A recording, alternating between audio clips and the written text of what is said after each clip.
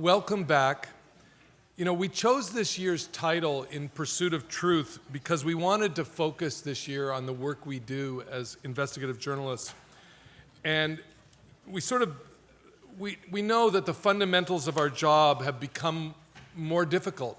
In many ways, while it's a great period for investigative reporting, it becomes more difficult when you have people like the president's attorney saying that the truth isn't truth and facts are now in the eye of the beholder. And sort of here to help us navigate this discussion about facts and fact-checking in the post-truth world is Monika Bauerlein, CEO of Mother Jones, who along with her editor, Claire Jeffrey,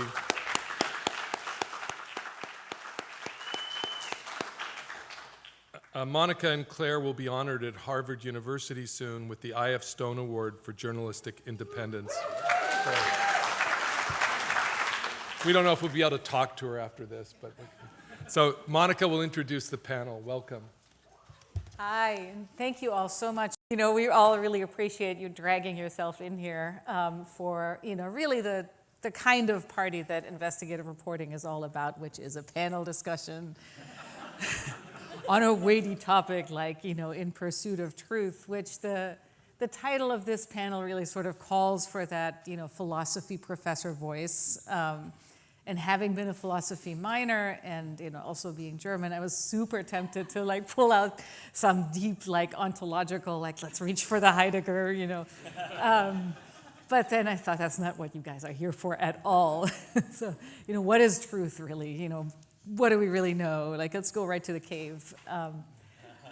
But instead, you know, I think it's going to be a lot more productive to take this down from the 200,000 feet level to the 20,000 foot level and talk about what being in pursuit of truth means for us as journalists in practice, which really is about going through a process to find the level of confidence that allows us to publish something.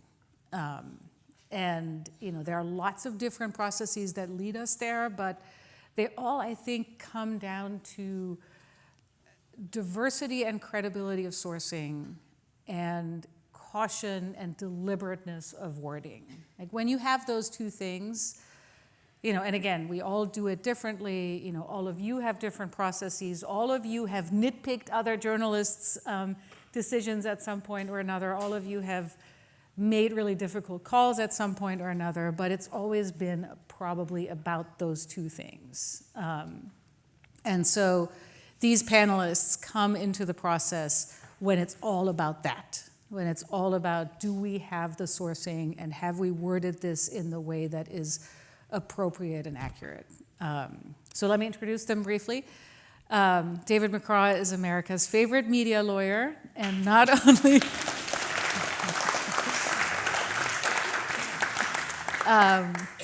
you know, not only because he wrote a viral letter to the Trump campaign in 2016, but a little bit because of that and because he now has a fantastic book out that I'm sure all of you have already purchased, and if you haven't, you need to do that right away. It's just 20 bucks. Yeah, nothing. And for only an additional $50, he'll sign it for you. So, but it's really a tremendously entertaining and informative book. And it was reviewed by Preet Bharara. So, you know, how many people get to say that? That's right. Although, yeah, if I could have the narcissistic moment, a number of people that came up to me and said, "I didn't know Preet could write so well." It was about me, folks. It wasn't about the reviewer. Okay. That's really mean. He did write well, though. It's a good piece. The book is better. So David is the vice president and general counsel at the New York Times, and you know, as I've heard more than once from the Times newsroom, you know, and I quote, "The man is a folk hero."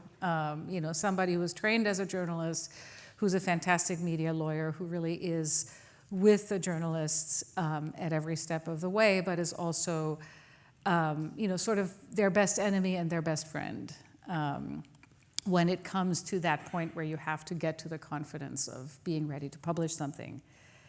And Sean Lavery and Fergus McIntosh. I'll introduce the two of you together because you're really tag teaming this thing.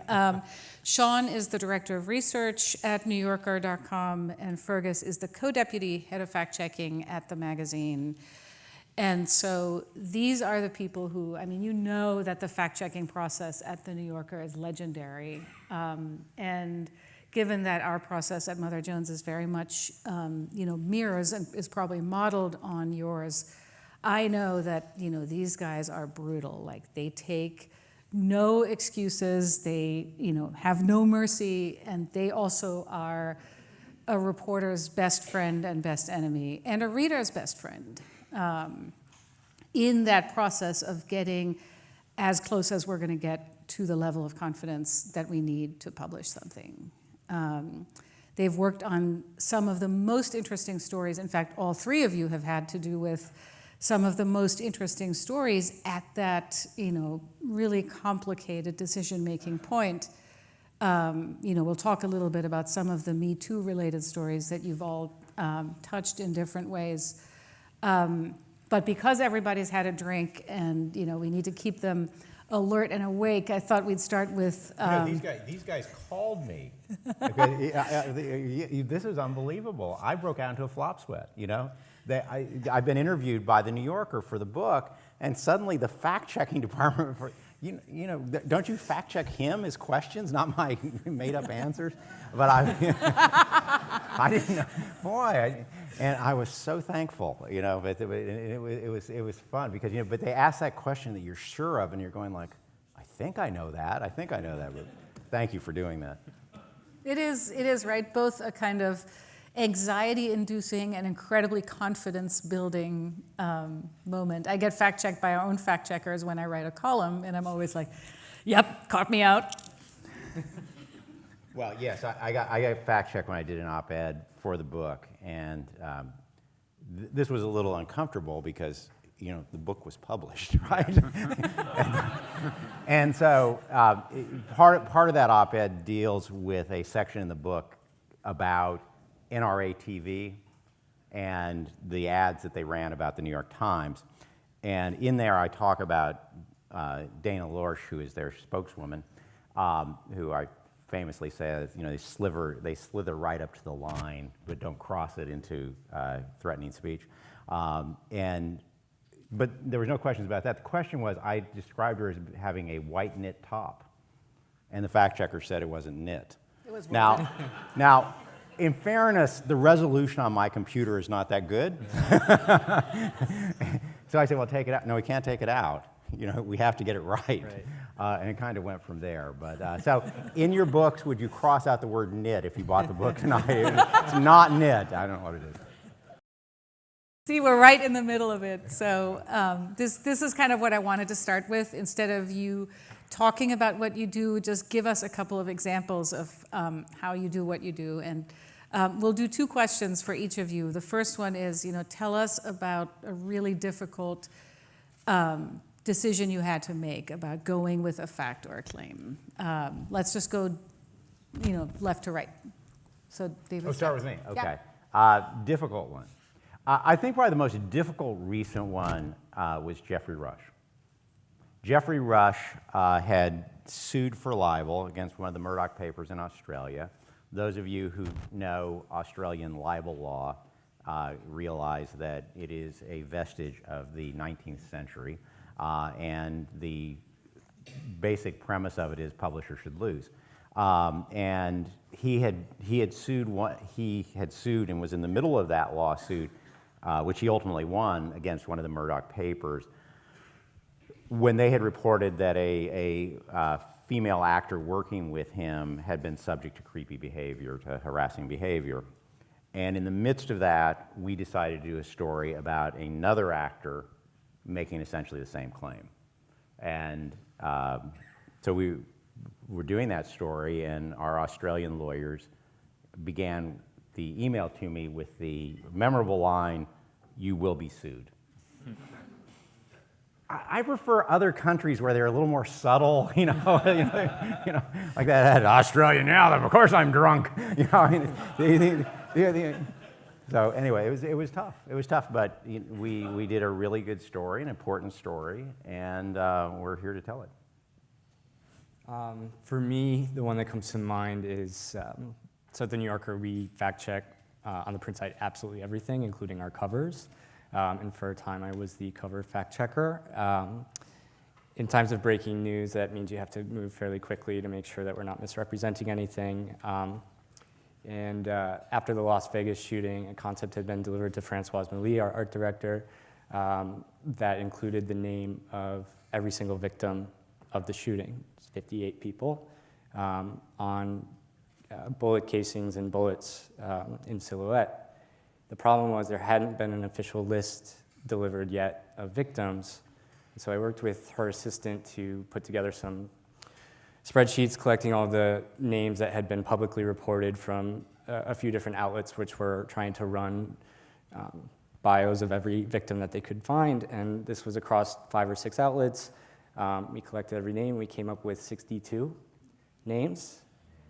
And that meant, of course, we couldn't go forward. And I was also calling the coroner every couple hours to see if there was an official list, and they were telling me it's chaos, madness down here, and we might not have a list for you. That said, we were wedded to the concept. I'm just the fact checker. I'm not the covers director. I went up to David Remnick. I said, we have a major problem. He said, calm down, which is what he normally tells me, which I do need to calm down, so that works. Anyways, it was a moot point in the end because on the last day, they released a list of the 58 names, and we were able to find the names that had been incorrect from our collection and get the cover out on time. But the time constraint was that covers have to go on Thursday. And so we were coming down to the wire. We didn't have an alternative. I was sweating. And ultimately, though, we had the official list. So. Yeah, I sweat with you a little bit. That's tough. How about you, Fergus? Thinking about this question, I came to thinking about a piece that we published just a couple months ago by Ed Caesar about Aaron Banks, who, for those who are not following British news and didn't read that piece, which I'm sure you all did, of course, but he's a big Brexit financier, and there were questions around whether he has ties to the Russian government, and people have raised those, including people who've in this room who've done brilliant reporting on it, Kara Cadwallader. So in this piece, we talked, as a New York profile will, about his personal life and his background and his family. And one of the things that Ed had done is he'd gone and interviewed Aaron Banks' wife, Katya, interviewed her ex-husband, a guy called Eric Butler. And Eric Butler had told Ed that Katya Banks had been deported from Dubai for prostitution in the 1990s. And that was a really juicy detail. But I had a few questions about it, one of which was, well, Katya Banks is not the subject of this profile, so should we be saying this about her? Is it relevant? Is it fair to include that? And Ed's very reasonable answer to that was, well, yes, because the supposition is that Katya Banks might, there are questions about her ties to, her family's ties to Russian government or organized crime. What was she doing there then? Could she be a conduit between the Russians and Aaron Banks? And I was humming and hawing about this detail, went back to Eric Butler a bunch of times, had him re-describe it to me, how she told him, how he knew it, was it just secondhand? And then at the last minute, or quite near to the end, we finally got confirmation from public records in Dubai that she had been deported for prostitution, and that was really great, because that solved the problem. I mean, not so great for her. Yeah, fascinating to game out how you would have gone about the decision-making process had you not gotten that, which, I think we're going to eventually, there are 3 people on this panel, but all of you are really part of this conversation. You've all, had to make these decisions. Like I said, you've all nitpicked other people's decisions. So we want to use this time a little bit to workshop together what we know works about pursuing the truth, and whether whether we have a common understanding of the standards we use and how they might be changing. I did want you to each tell a story about a really ridiculous conversation you have had about a fact or a claim that you've published or wanted to publish. Excluding ridiculous conversations with reporters, right? Given the No. It's but very much included. Okay, well, I'm not. I'm not going to go there. The New York Times company used to own the Worcester Telegram and Gazette, WTG, and I received this impassioned letter from a lawyer once about how his client had been falsely accused, that we had run a story about him being arrested. It was completely wrong. How could we publish such a thing? Goes on. And like many lawyers' letters, he was sort of liberally throwing in actual malice, reckless disregard of the truth, per se libel. It's sort of like a thesaurus of libel terms had fallen out of the sky and landed on his letter. And I read it, and the weird thing was he never said what the story was about, which was kind of odd. And so I looked the story up, and his client had been arrested while pulling up next to another car exposing himself, okay? And his big claim was that we hadn't told his client's side of the story. So I actually looked at our story, and to credit to the Worcester Telegram and Gazette, we had told his side of the story. He said he was actually checking for tick bites. Who hasn't pulled up at a stoplight and decided this is the moment? And I guess he thought we should have done a story that, Worcester man checking for tick bites, falsely accused of DWM, driving while masturbating. But it was hard to even know where to begin to talk to him about that, and I really didn't want to. I did the we stand by our story. That's It's great. going to be hard to beat that. He's got to go last next time. Yeah.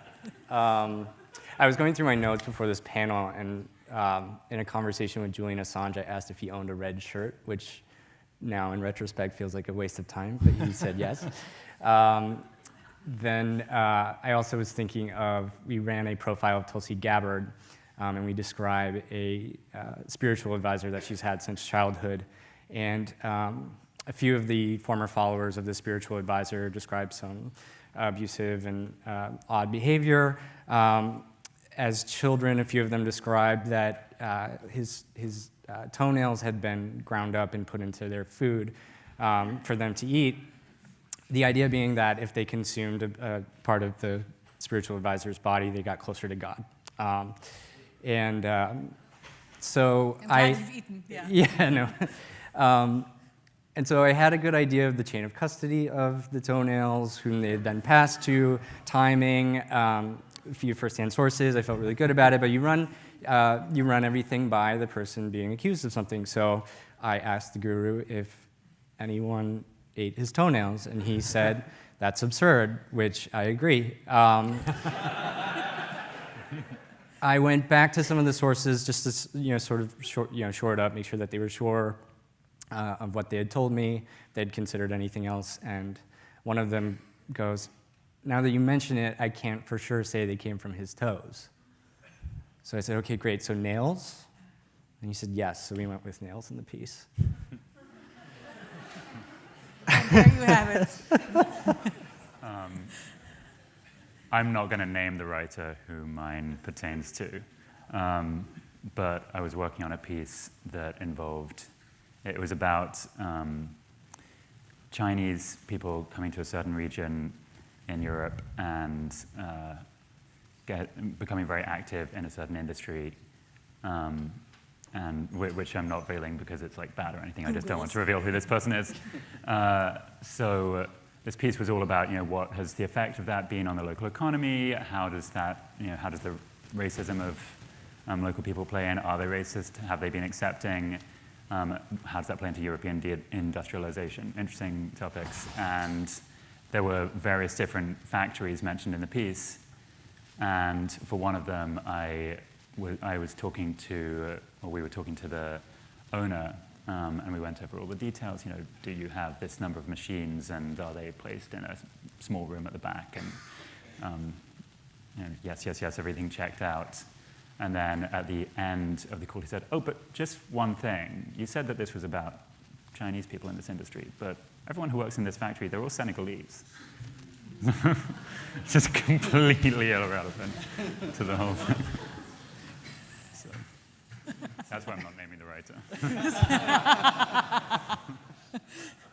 It's actually very much, pertinent to the thing that I was obsessing about at the time that we were thinking about having this panel, which was what happened at Der Spiegel, which, has had a place for a long time in the pantheon of investigative reporting, and yet, this past year we learned that they had employed a serial fabricator whose work had slid through their fact-checking process with enormous ease, and we, at that point found out that this entire fact-checking department and process consisted of something very different from what you do. So this could not have happened at either the New Yorker or at the Times, and maybe each of you could briefly explain why.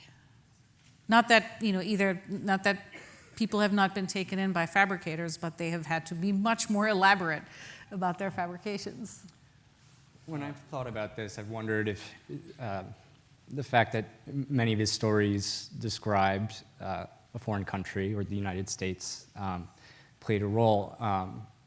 At the New Yorker Festival, we had a Q&A session on fact-checking, and someone asked, or started their question with, now I know you can't contact a smuggler in Mali when you're fact-checking, so how do you get around that? And we're like, well, no, we contact the smuggler in Mali. We get as close as possible to people in remote places. We have a staff that speaks more than a dozen languages fluently.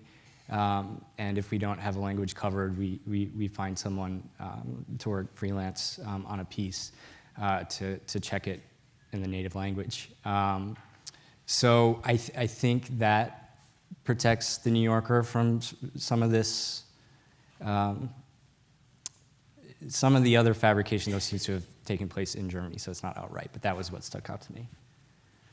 I mean, yeah, fundamentally, we would call the people, and they would say, no, this is not true. So it would come up pretty quickly and simply. And also in that piece, I'm thinking about the one about the town in the Midwest, I forget. It's called Fergus Falls. Fergus Falls. Yeah, I should remember that. There were things about like the vote totals, the percentage of people who'd voted for Trump in that town, and they were wrong, and you can go and find those. So I just don't know actually how that kind of happened. It was a little bewildering. Because we would obviously check the small details, and checking the small details, sometimes it can seem, when you're sitting with a piece and you're like making sure that all the names are spelled right and everything, you can think, how boring is this? But actually, if you have something like that in a piece and you have someone's name spelled wrong, or you have the vote total is wrong by 10% because you just had a brain freeze and got it wrong, which anyone can do, even people who aren't trying to make things up, that can completely, a reader sees that, they recognize something is wrong, and that can undermine the whole project of the piece. So checking the small details, you have to take just as seriously as checking the more overarching, the more interesting stuff. And if the small details are wrong, it gives you a red flag of like maybe some of this other sort of larger concept stuff is also wrong. You all, three of you, worked on stories that were a lot more complicated to get to the right level of confidence with, like the Me Too stories, the Weinstein story, the Debbie Ramirez story, et cetera, where you're really talking about things that happened some time ago, that only two people were there, and so forth. Those are really interesting because I think they get at the edge cases of what we work on. And so how was working on those stories different than any number of other stories that lack that particular element? So I first became legally involved in these stories where we used to call them he said, she said, right? Mm-hmm. And where I came was back doing stories with the magazine when the magazine had many personal essays. The last piece in the in the magazine would be a personal essay. And it was not uncommon that it would be on one of those things where, you know, my mother beat me and my father was a drunk, and here's what happened in the rest of my life. And the fact checkers would call and say, you know, how do we fact check that? And you know, do we call the mother? Do we call the father? We can't find them, whatever. And we developed this informal system of checking with people who had contemporaneous knowledge. And while that's not truly a fact check, it at least gives us some comfort. Did she complain to a relative? Did she complain to a friend? Did she keep a diary and all that sort of stuff? And so we became very comfortable with that as a way to lower the risk. And I'm kind of in the business of lowering risk, not eliminating risk. And by the time the Weinstein story and the Bill O'Reilly story and all those came around, we went back to that and worked that really hard to find those people who could say, oh yeah, I remember her telling me that at this period of time, and here are the details. And you hear it enough, you're going, okay, there's some credibility there. What was interesting to me, though, was because we'd done this in the magazine, we never put it in the magazine that we'd done that. I mean, it was between, you know, it was between the lawyer and the fact checker. Okay, here we are. We started putting that in the stories, and pretty soon people started writing about how great that was that this was presented to the reader, and in that longer form, like a Weinstein story or a Bill O'Reilly story. I think that really helps the reader understand, A, that what we've done as journalists, but it also shares with them the very information that we found credible, and we hope they will too. And I think that's become now part of how these stories get done. It's no longer, you know, he said, she said, oh dear reader, you figure it out, you decide who's telling the truth. We call those prompt outcry witnesses. I don't know if that's the term. I that like you that. Yeah, I like so that. if someone contemporaneously comes forward and tells somebody it's prompt outcry. And then from there, we also look at consistent storytelling over time, if it's been relayed over periods of time, how the story has remained consistent or not, and that factors into whether we feel comfortable going forward. He worked on the Weinstein story with Ronan, and then I did this CBS story, Schneiderman, and Kavanaugh. So all of which followed some of the that's an same honor principles. roll. I was a little tired by the end of the year, but. And maybe this is obvious. Having done quite a few of these stories now, I forget what I didn't know to do before I did them. But one thing that we found very useful was when you speak to someone who's had one of these experiences and you give them the space to talk, and you, as people were saying really eloquently earlier in one of the earlier panels, you give them control of you say, you speak at your own pace, you want to stop whenever.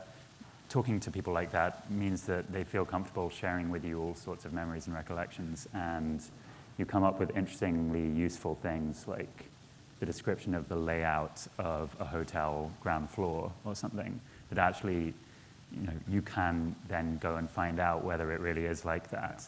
And sometimes even, you can find out that it's not like that now, but it was like that 20 years ago. And that gives you a high level of confidence when you have something like that. I mean, one of the funny things that happens here, of course, though, is that when you run a story that's prominent like this, you get the eyewitness who wasn't actually there, who pops up. And so one of the stories that led to the letter, which you all know about now, which I wrote to Trump's campaign, was about a woman who said that she'd been groped on an airplane with Donald Trump. And there emerged a passenger who claimed to have been there and remembered it, and it didn't happen like that, says he. I mean, it doesn't sort of come at you with a great deal of credibility that you happen to mention that you happen to remember this random flight, and you happen to notice that there was no groping. I mean, it'd be one thing to remember the groping, but I've been on a lot of airplanes, and I can assure you, I don't really remember all the non-groping incidents I've seen. But,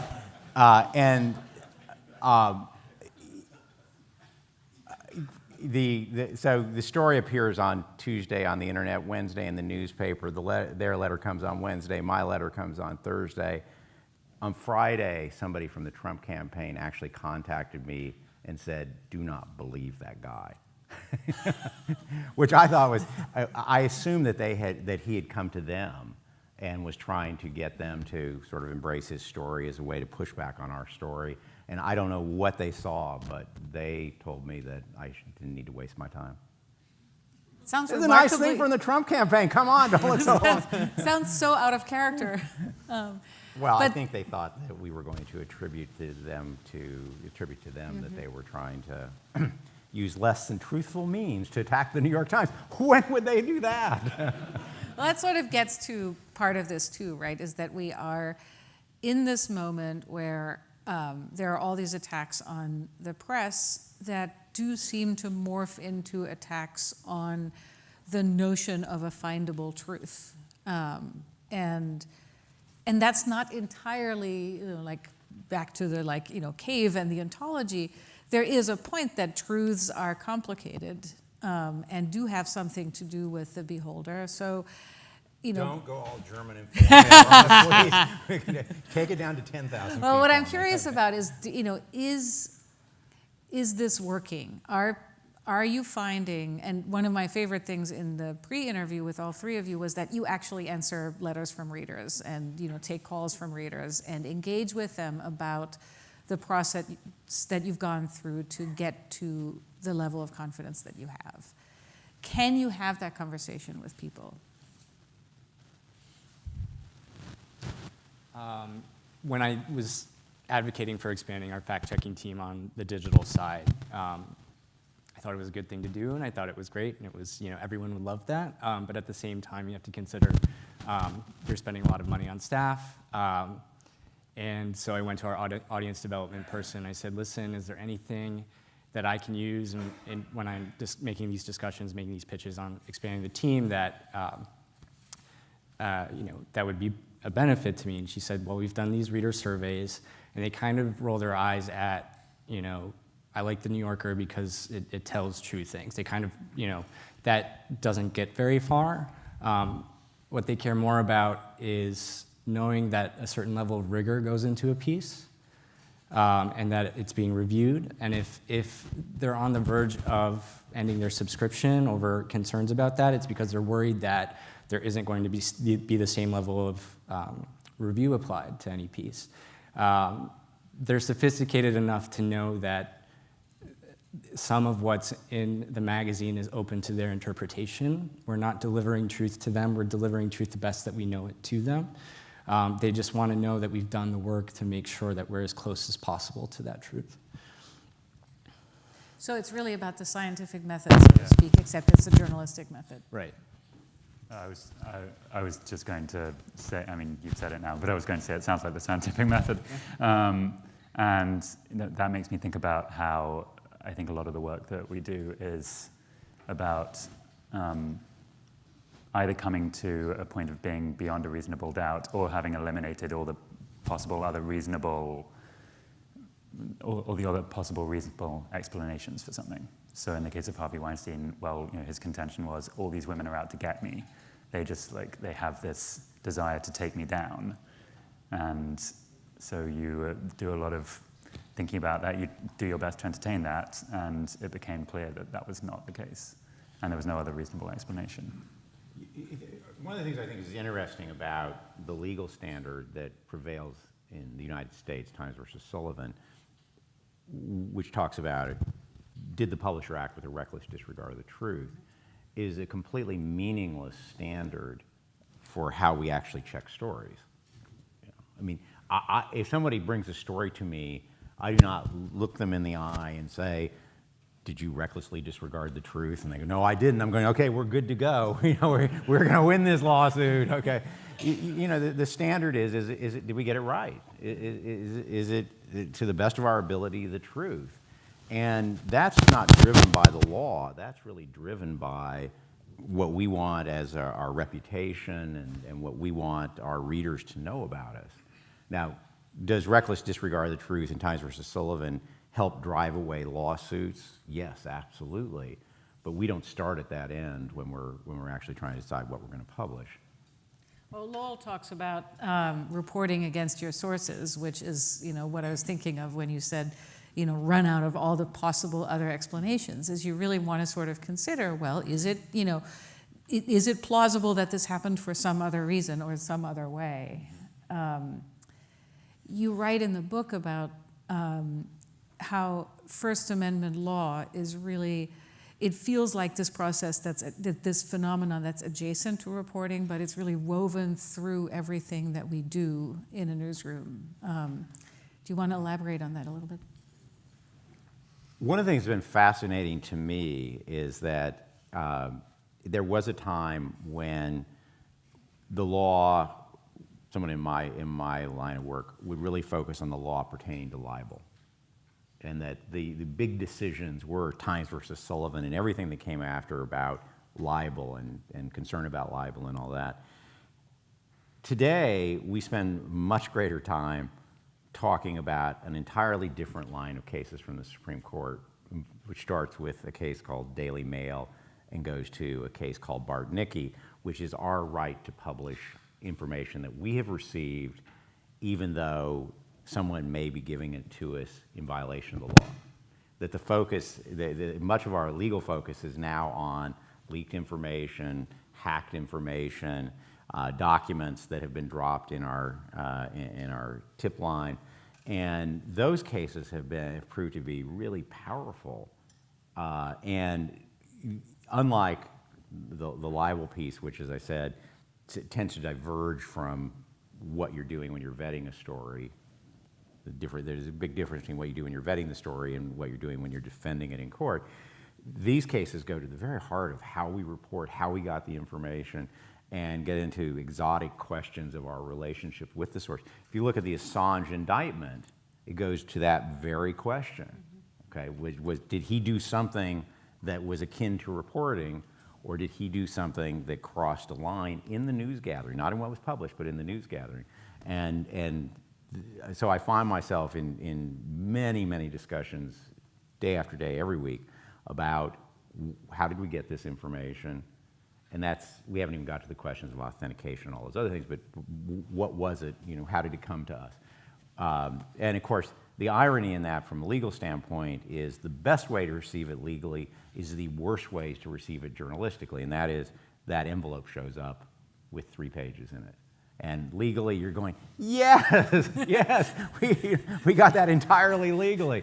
Now, so when Suzanne showed up with the tax return, you were like, and then it's up to David and Suzanne to figure out whether it's authentic or whether we are about to be induced to make the biggest mistake of our lifetime. So I was serious about, we do want to, work some of your dilemmas and, challenges and questions and nitpicking into this. I believe there are mics on both sides of the room, so put up your hand and stump the fact checkers. Oh. I think a big concern that you haven't talked about is the fact that most newspapers have dumped fact checkers, and then they've dumped the next level, which is copy editors, because a lot of publishers think they were unnecessary baggage that made newsrooms hideous in the new world that we had to deal with. And so what do these small news organizations do? I mean, it's just left on the same eyes to look at their stories, or maybe one editor. I had a friend who went to a digital startup, and she finished her first story and said, who do I give it to edit? And was told, our readers are our editors. If we've made a mistake, they'll let us know. As a lawyer, that seems to me a less than perfect solution. But I think you're right that the levels of editing aren't what they once were. I think that at the Times, we've attempted to offset that by having a second pair of eyes from a higher level editor on it. Certainly it's true that at smaller organizations, that is a perilous, or at least could become a perilous situation legally. But more important, it's just not good for readers if we don't get it right. Hi. I wonder if you could talk a little bit about data and how it figures into your work, because I feel like a lot of us in journalism feel like data doesn't lie, but for a general reader, you can make data say whatever you want. And so I wonder how you treat data in your work and as a measure of this pursuit of truth. Yeah, I think about this a lot. I'm struggling to come up with a specific example, but of course, statistics can be, misrepresented in a number of ways. Oftentimes, survey questions are misrepresented once it gets to the writer's page and that kind of thing. So being careful around those, how we represent data is very important. Gary Bostwick from Los Angeles. There was a fact checker that preceded you years ago named Nancy Franklin, who testified in the 90s that the New Yorker fact-checking department never checked quotes. They checked all facts, but no quotes. Later, when I was the subject of a magazine article in the New Yorker, I found that to be true. Is that still true? If so, why? And if it's not, why not? On advice of counsel, don't You've answer given these that. guys so much. This is like a total softball. Have at it. We do check quotes. We do not give the quotes directly to the subject or the person who said it. We will check for context, clarity, make sure that where we're placing it in the piece makes sense. Oftentimes, writers will have a lead up to a quote, and the source will say, well, I was talking about some other different thing. And so that's important to check. But what we don't do is give the exact quote, because 99 times out of 100, they'll want to edit how they sound. And we want the true quote. We don't want the cleaned up quote as best that we can do. And also, I think you're referring to, this was in the Janet Malcolm case, right? And that may have something to do with why we changed our practices.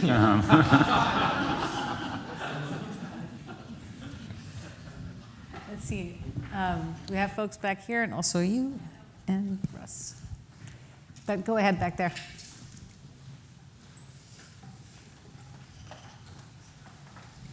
Can I go back to the question about data? How on earth do you fact check a story that's based on 50,000 lines of data? I mean, this is a thing that we're trying to grapple with all the time. Like, how far do you fact check that? Do you just do the pivot table and check that the numbers add up, or do you check every single line of data? I mean, I'm not sure if this is 100% relevant to what you asked. I hope it's mostly relevant to what you asked. I'm thinking of a piece that I worked on by Dexter Filkins last year about possible computer contacts between the Trump campaign and the Russian government. And it was really complicated technically. I'm not a computer scientist. And it involved large amounts of data. And neither I nor Dexter had the capacity to understand that from the get-go. We educated ourselves over the course of it. But we worked with essentially a translator. Like we would, if we were working in a different language, we worked with someone who could tell us when we were being idiots and not understanding something. But then we also went to very well-respected data scientists in the field and asked them to look through the data, and had this done several different times. And that gave us a level of assurance about what we published. So that helped. And just our stable of writers are not data heavy, so we don't run into it as often. But I think we would approach each situation as it comes. But also, sorry, if the question is about how do you make sure that the underlying data is correct, I mean, No, checking the actual facts in the data, so not that the underlying is, but if you base a story on the data shows X percent of people are doing something, how do you check that every line of data is correct? I think that you have to be comfortable and confident with your sources, as you would in a non-data story. We rely on people at some stage. You have to say, I've decided that I'm going to trust this source.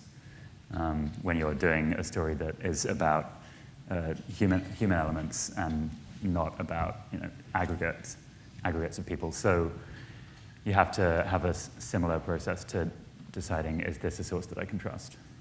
But then the fact checking has failed. not This sure is the- kind of a hard hypothetical because I don't know what the 50,000 lines of data are, Yeah. or if what we would do in that situation. Why don't you come down after? Because I Yeah, feel like there's yeah. a concrete case that we could, dive into a little more. We have Ali and Russ.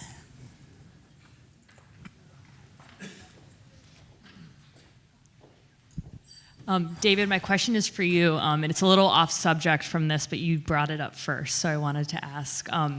Would you define Julian Assange as a journalist? I see we're out of time. Well, Thank you. It is off topic, so let's Okay, let's no, think no. about how it Yeah. the level of verification that you think about there. Yeah, let me try to go at it directly first, and when I fail at that, I'll take your exit. I think asking whether, in all these cases, asking whether somebody's a journalist is the wrong question. I think asking whether they're engaged in journalism is the right question. That there are blogs that are most days not engaged in journalism, they're engaged in spouting off about the topics of the day, but that there may be times when they've engaged in reporting and they're publishing things of public interest, and that we're asking the question, does the reporter's privilege apply? It should apply, because you look at the outcome.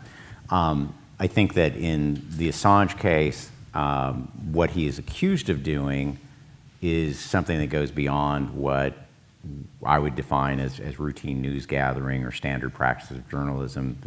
He's accused of conspiring unsuccessfully to hack into a database.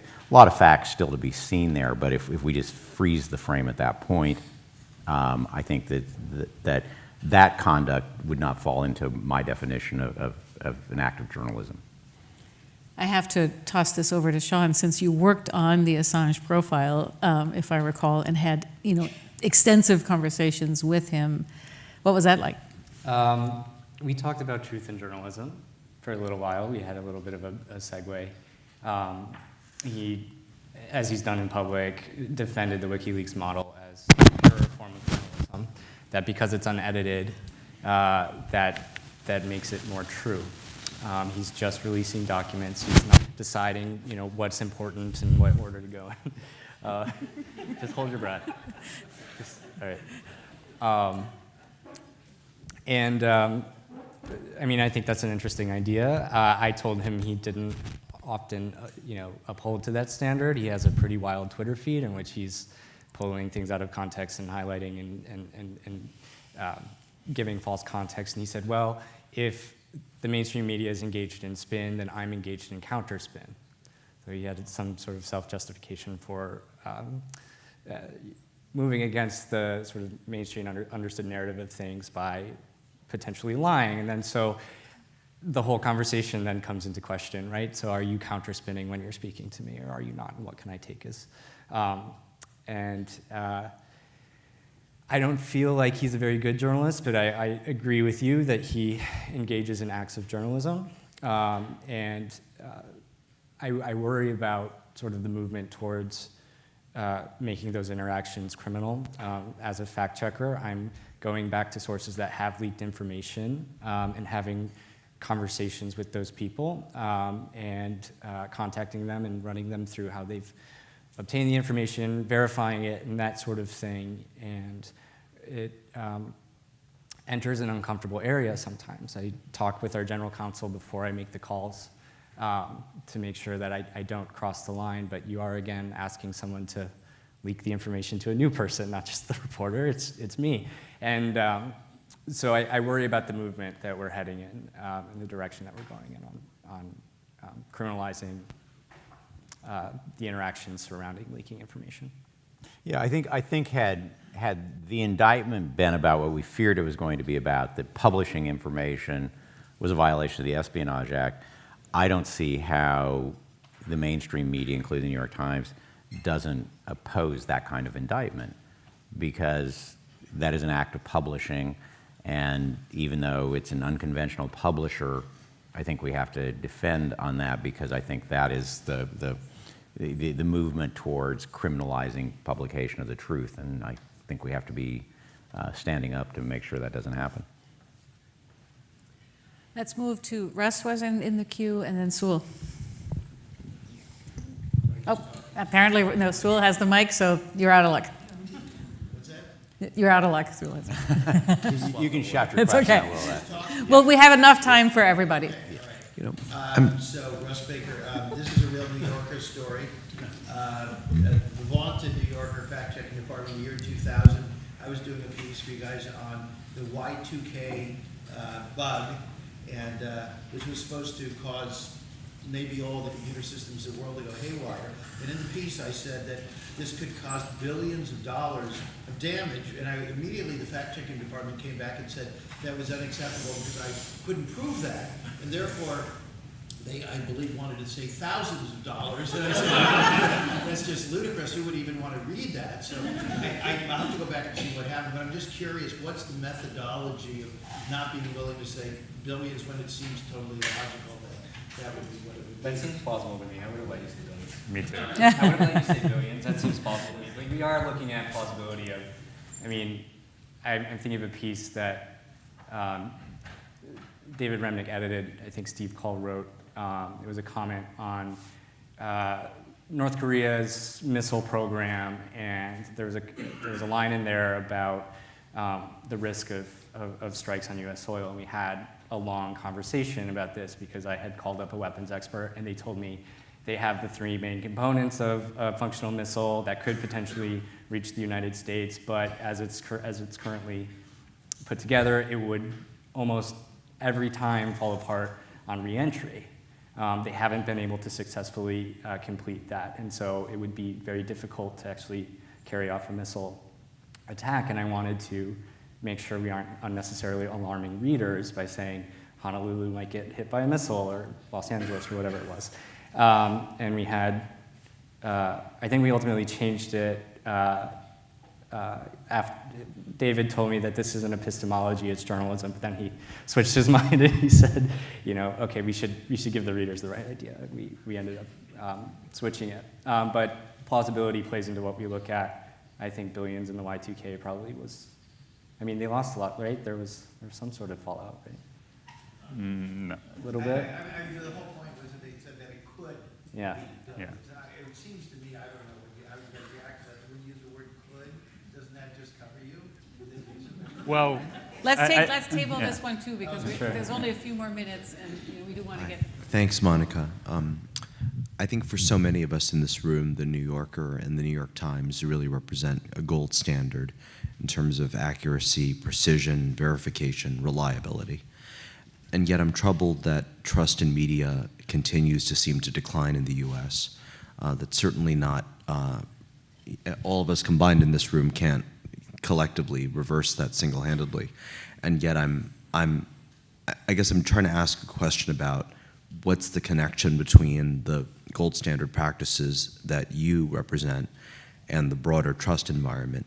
And I don't want to veer into social media, but is part of it that is part of the challenge that the platforms and the algorithms don't necessarily recognize and prioritize and validate the practices that your organizations undertake every day? That's actually a really great closing question, so, have at it. I'm going to speak to the first part of the question, not the algorithm aspect. I think that a lot of what we can do to combat that distrust is to pay attention to people, to pay attention in making and reporting stories. And I think that that actually has a pretty strong connection to what we do and what other people who do our sort of job do, which is keep paying. Once the story has been made, you continue to pay attention to it, and you continue to pay attention to it and give it the time that it needs. You go slowly to some extent, or if you have to move fast, you throw all the resources at it that you need. So I think that there's a connection there between those two things. Does that make sense? Yeah, I mean, it's a really good question, Sewell. I mean, part of it is that distrust of institutions is deep baked into the American psyche, and that's a good thing, you know, which begins with school. How was school today? I hated school, you know. And how was work? I hated work today. How's your boss? My boss sucks. You know, that happens nowhere else. You're right. It's just kind of part of being an American is to express anti-institutional feelings. That's doubly true with the media, and if you look at the surveys, you get blips around the time of Watergate and Vietnam and so forth where we do much better, but we usually don't do all that great.